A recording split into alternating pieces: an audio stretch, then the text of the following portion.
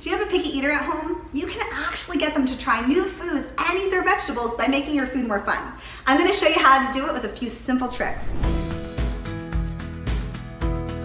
So I'm not naming any names, but there is a certain 4-year-old in my house who has been refusing to eat his vegetables lately. Although it's driving me nuts, I try to avoid food battles at all costs because they really just amplify those picky eating habits. So what I'm doing is I'm trying to expose him to vegetables in a stress-free way by making them art instead of food. So what I do is I cut out vegetables into little shapes and I give it to him so he can design whatever art project he wants on his plate. So together we make our own artwork, like this adorable cucumber and carrot snake that was just too cute to eat, or like this tomato ladybug sitting on a spinach leaf. The other day, he actually ate an entire bell pepper because we made it into an octopus and glued on some edible eyeballs with peanut butter.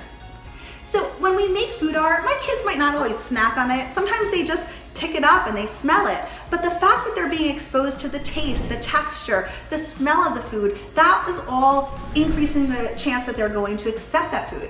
I don't know if you know this, but it can take as many as 20 exposures before a child accepts a food. It's a lot of exposure. And when I say accept, it doesn't mean they're actually gonna eat it. They might just lick it or touch it to their lips. That actually counts. So if playing with their food is what it takes to get them to have that exposure and to eventually accept these vegetables, I'm gonna do whatever I need to do to get through this vegetable strike.